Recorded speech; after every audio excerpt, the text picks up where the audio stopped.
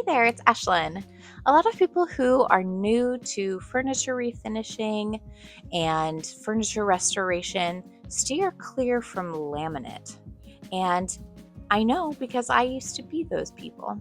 But I actually think that laminate furniture is a great place for beginners to start because it's not always super expensive. So if you make a mistake, it's not that big a deal. You've not destroyed some antique. And it gives you lots of different opportunities to try out different methods. So, this laminate dresser, or partially laminate dresser behind me, is going to get a new coat of paint. And I wanted to talk a little bit about why we scuff sand. What is scuff sanding? What purpose does it serve? Scuff sanding is sandwiched between after you've cleaned the piece and before you actually put primer and or paint on it.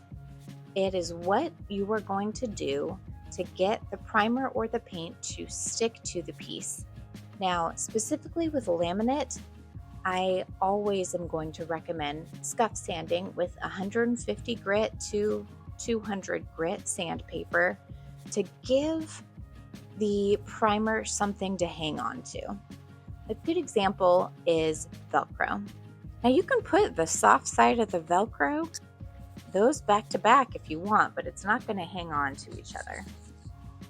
But if you put the sticky sides together, when they have something to hang on to, they grip together and it's hard to pull apart. It's the same general concept for scuff sanding.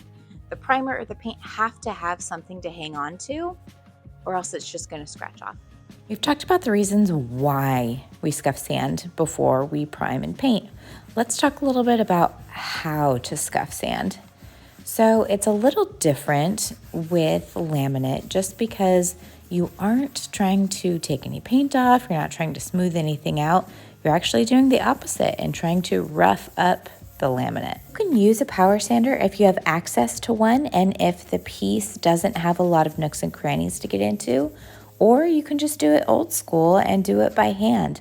This is a 150 grit piece of sandpaper wrapped around just a sanding block, and this worked great. Key is light, even pressure. You're gonna see this white dust kick up, and that's exactly what you want. Remember, we're not trying to sand through to bare wood or press board or chipboard, whatever is underneath here. We're just trying to make those little microscopic scratches so the primer has something to hang on to. Look how that shine is going away. That's exactly what we need to see.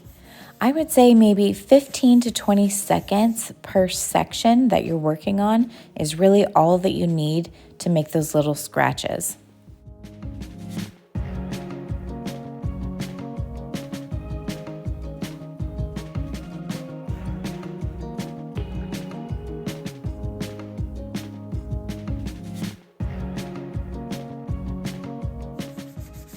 And don't forget the little edges and corners and any decorative details that may be on the piece. These are often some of the first places where paint tends to fail. So making sure that every area gets lightly scuffed is really, really important. Take your time and be thorough. If there is any solid wood on the piece, this is also a good time just to sand off any of those straggler wood pieces and smooth everything out.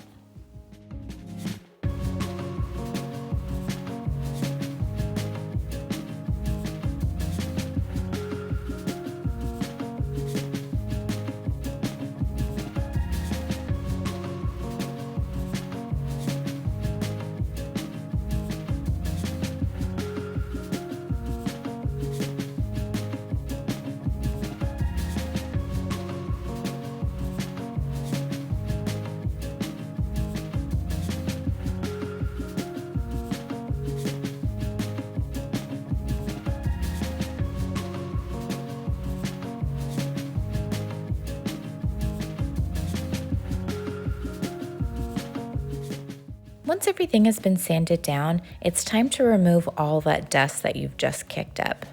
Some people like to use a vacuum, which is Awesome. I like to use a microfiber cloth. I feel like I have more control and I can get in those tight little corners better.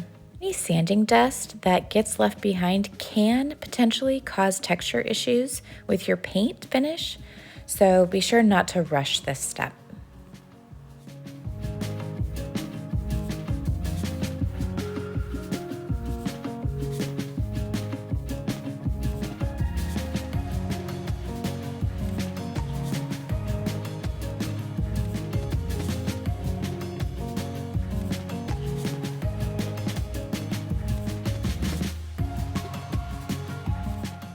The good news is your furniture is now officially ready for primer. However, this is where a lot of people make a mistake.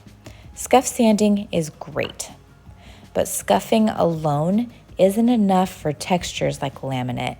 You need a bonding primer that is going to create a bridge between that slick surface and your paint. The Bin shellac-based primer is the only primer I've ever had pass the scratch test on laminate. Just trust me, this is the primer you want to use on laminate. Quick recap of the process: scuff sand with 150 to 200 grit sandpaper, remove all that dust that you kicked up, and apply a high quality bonding primer. If you follow these steps, you're going to dramatically increase the durability of your painted furniture.